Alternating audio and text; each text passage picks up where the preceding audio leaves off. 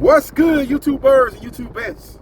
This is JB Sports, back again with another one. Eastern Conference Finals kickoff tonight as the Boston Celtics, who's been the creme de la creme of the NBA regular season, won the Eastern Conference by a mile. Was an unquestioned best team in the regular season, a team that has been on the brink of winning the championship the last 7 seasons, only to come up shorter than the midget on his knees in the conference finals and the NBA finals a few years ago, led by top 10 player Jason Tatum. And he's a Batman, and his sidekick Robin, Jaylen Brown. When you look at their starting five, it's the best in basketball, and they are a team that has the highest ceiling when it comes to the last 4 teams remaining in this year's playoffs. They take up the upstart Indiana Pacers, led by the new kid on the block, Tyrese Halliburton, and an old familiar face, a veteran to the game, won the championship 3 or 4 years ago, if I'm not mistaken, when he teamed up with Kawhi Leonard and the Toronto Raptors to upset the Golden State Warriors in the NBA Finals, a team that was missing their top gun, Kevin Durant, who tried to come back, but only to get hurt once again like he did early in the playoffs, and ultimately they submitted to the Toronto Raptors in 6 games. And that guy goes by the name of Pascal Siakam. So we will see what happens, and we will see what transpires. I think this series is going to be a little bit more competitive than a lot of these so-called experts are predicting. I think the Boston Celtics, based on talent alone, should win this series, but it's not all about talent sometimes. It's all about execution and team chemistry and making the right plays at the right time, making the right adjustments at the right time. This is not March Madness. This is a 7-game series, so the best team will prevail, as we seen when Indiana took on the New York Knicks in the Eastern Conference semifinals, and as we seen when the Cleveland Cavaliers took on the Boston Celtics in the Eastern Conference semifinals. Now, this series is going to boil down to, can the Indiana Pacers play above average defense? Average defense or below average defense ain't going to get it done in this series. When you talk about the Boston Celtics, they are a complete team on the offensive and defensive fronts. They are a well-balanced team. Again, they have the best starting 5 in the NBA. Everybody in the starting 5 are capable offensive players. When you look at the Indiana Pacers, they got 2 guys that are really carrying the load in the starting 5. That is Halliburton and Siakam. And then everybody else fill their roles. Now, Miles Turner is a guy that can play at a high level too. He's what you call a stretch 5, can shoot the 3, very long, decent shot blocker. And with Kristaps Porzingis, the Boston Celtics' best defensive player, maybe not available for at least the first couple of games of this series, that's what gives the Indiana Pacers their best chance to, jump out ahead of the Boston Celtics. At least try to split these first 2 games in Boston and go back home where they have not lost in the playoffs this season. So we will see what happens, and we will see what transpires. When you look at the matchup of Halliburton, they're going to put Jrue Holiday on him. Probably going to see a little bit of Jaylen Brown on him. If Jrue Holiday is able to slow down Halliburton, and we don't see the Halliburton we seen at the end of the New York Knicks series, the last, 3 games, game 5. But he really came alive in game 2, even though they lost. Outside of game 1, he really was playing at a high level. Games 2 through 7, Halliburton was the Halliburton that we seen throughout the NBA regular season. But if Jrue Holiday, who's a premier defensive guard, can slow down Halliburton, that will give Boston Celtics a big edge. And this series might not be a series that goes too long. But if Halliburton is able to have a great series, put up big numbers, along with what Siakam brings, who is the classic number 2 option, as he was in Toronto with Kawhi Leonard, then they have a chance to extend this series. I think Boston, the fact that their first 2 rounds were against handicapped opponents. Miami was missing 2 of their 3 best players. The Cleveland Cavaliers was missing one of their top defenders in Allen, and then after game 3, Mitchell was out, so he didn't even play the last 2 games. And he came into that series hot. They played two handicapped teams, and it's almost like they ain't been tested yet. They've been in the playoffs, but it's almost like they almost had two byes to me. And it's gonna be interesting to see how they respond to playing a team that's actually healthy, a team that's been through the ring, a team that's been tested in both rounds.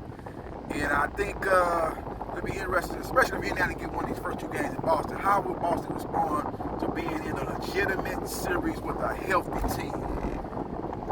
And that remains to be seen how they respond. So we will see what happens.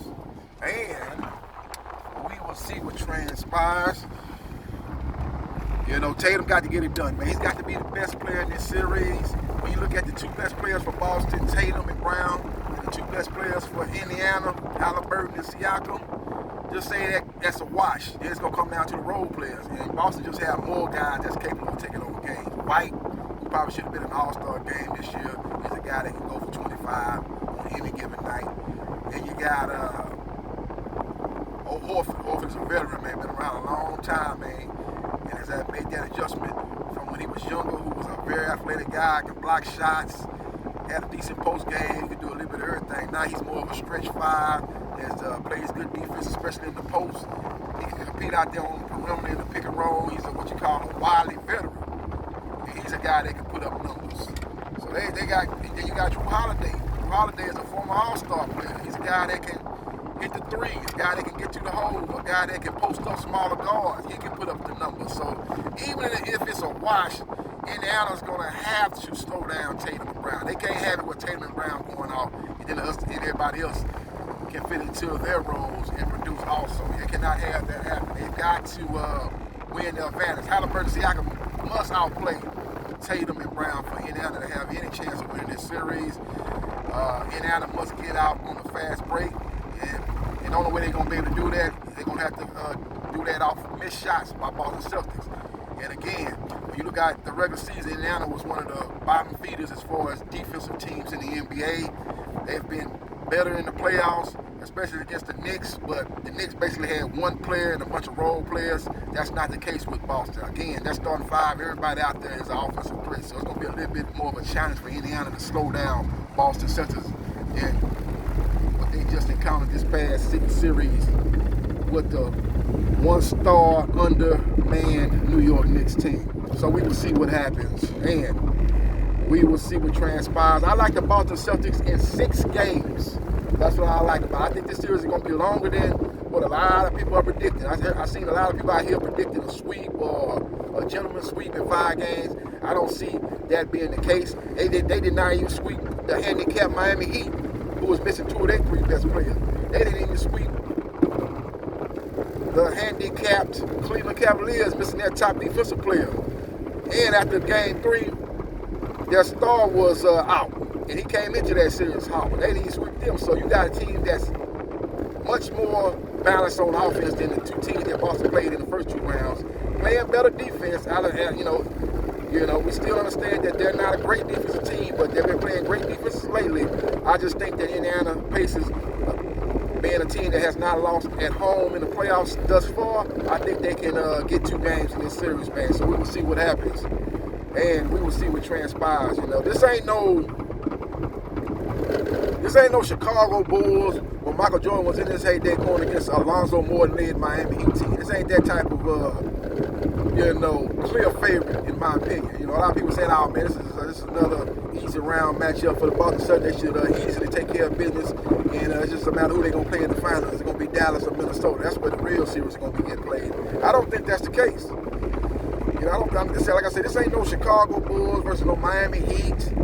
This ain't that type of matchup, man. This ain't that type of big gap in talent, in my opinion. Like I said, Boston has the more talented team, but the Pacers had a style of play that could trouble Boston. Because Boston like to shoot a lot of threes. And when you shoot a lot of threes, and if you're missing threes, that means long rebounds. And that means you can get out and fast break quick off the long rebound and really put pressure on the transition defense of the Boston Celtics. So really, man, if Boston ain't hitting threes at a decent above average clip, they could be in trouble against a team that's very fast. This is the most athletic, the most fast-paced team left in the playoffs, probably the most fast-paced team, probably along with Oklahoma City and a couple other teams throughout the season that's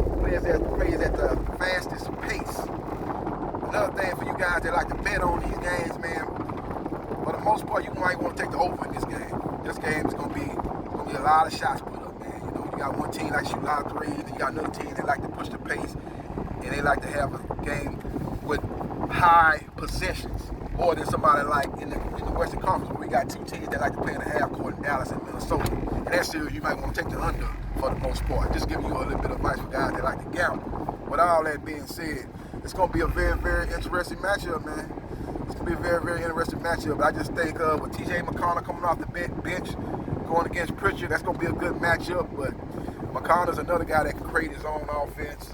He's another guy that is going to be a guy that the Pacers are going to be really wanting to count on, man, to get him some offense off the bench.